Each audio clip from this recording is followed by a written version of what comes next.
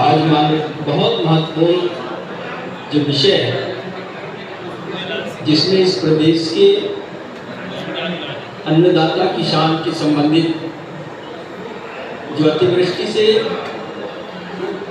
हुए नुकसानी के संबंध में आज सदन गंभीर है और मैं मानता हूँ उतना ही गंभीर मध्य प्रदेश की सरकार भी किसानों के प्रति होगा, ऐसा मैं अपेक्षा करता हूँ।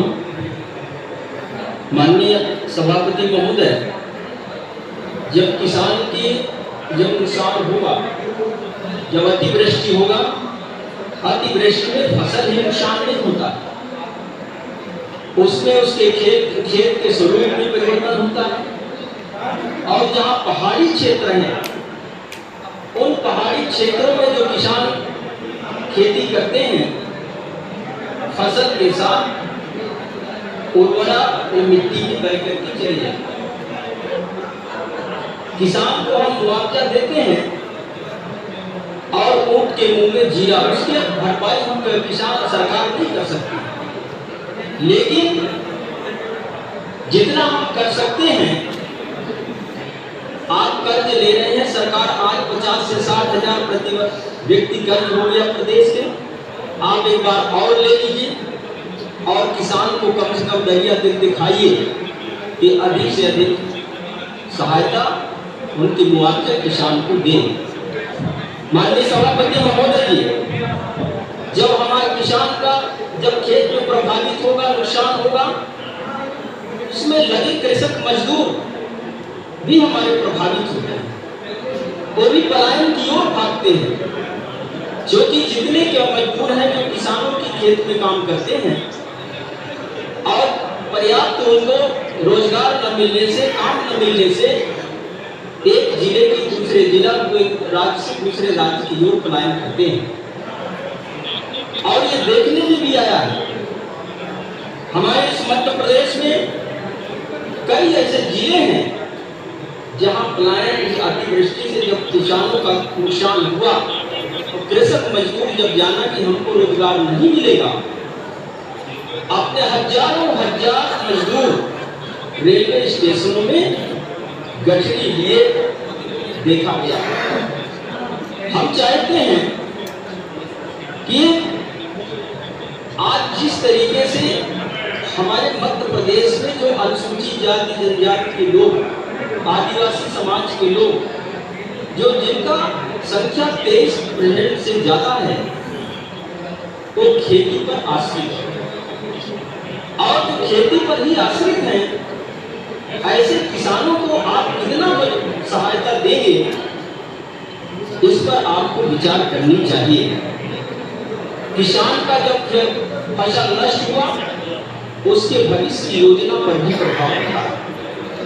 हर किसान कहीं न कहीं से ऋण लेकर के, कहीं कर्ज लेकर के किसी न किसी प्रकार की अपने संसाधन इकट्ठा करता है, जिस उद्देश्य से कि इस वर्ष मेरी फसल बढ़िया लहराता होगा, अच्छा उत्पादन होगा, और उसको बेच करके कोई कहता बेटी का शादी करूंगा, बच्चों को पढ़ाने का, कपड़े दिखाने का, तमाम योजनाएं वो बनाता है, उस पर भी उसको प्रभाव पड़ता है। आज किसान अपने आप को ठगा सा महसूस करता है और वो ऐसा परिवार, जब एक किसान अपने परिवार को, अपने माता पिता को बच्चे देखते हैं तो उनके बच्चों पर भी प्रभाव पड़ता है। पलायन की ओर जो देश हमारे मध्य प्रदेश में भाग हो रहा है, उसको रोकने का आपके पास कोई योजना नहीं, इसलिए कि आपने राष्ट्रीय रोजगार गारंटी योजना को बंद करके आपने रखा, आपने मटेरियल प्लांट को भुगतान करना बंद कर दिया। जब आप रोजगार का सृजन आपका होगा कहां से, जब आप और आज कृषक मजदूर आज खेती से फुर्सत हो गए, उनको काम की जरूरत है। राष्ट्रीय रोजगार गारंटी योजना से हम उन कृषकों को रोजगार दिया करते हैं, लेकिन आज आपने बंद करके रखा है, आपने मटेरियल प्लांट का आपने बंद करके रखा है, जिसके कारण आपका रोजगार का सृजन नहीं हो रहा है और आपके कृषक मजदूर आज रोजगार के लिए इधर से उधर भटक रहे हैं। मैं सरकार से चाहता हूं कि आप राष्ट्रीय रोजगार गारंटी योजना को तत्काल लागू करें।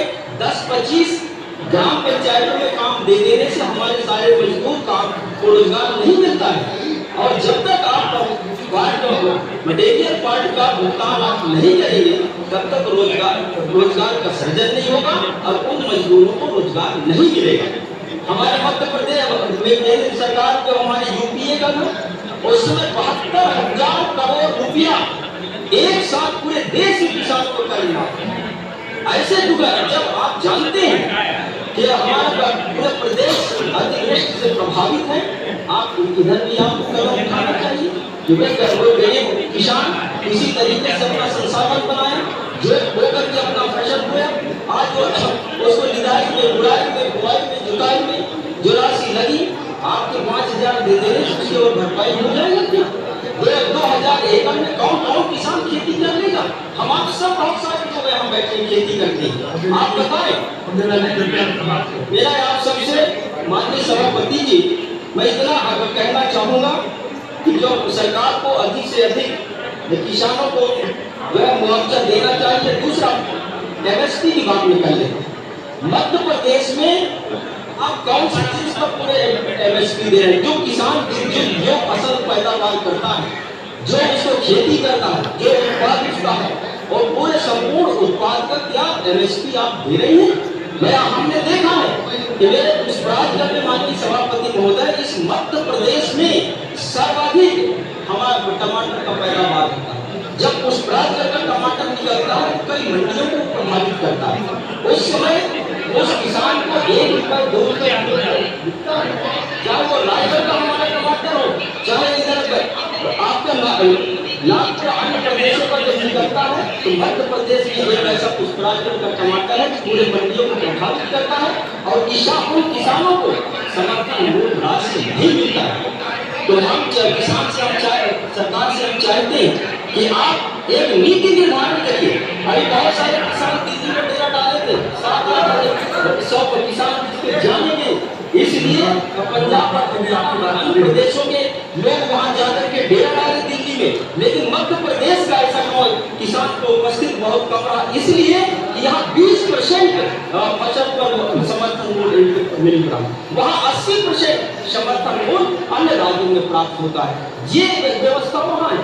तो हमारे मध्य प्रदेश में भी, मध्य प्रदेश की सरकार को और डबल इंजन और ट्रिपल इंजन की सरकार से भी मैं चाहता हूँ कि आप मध्य प्रदेश का किसान जो भी जिन्स पैदा करता है, जो भी उसका उत्पाद है, उस पर 100% समर्थन मूल्य देना चाहिए।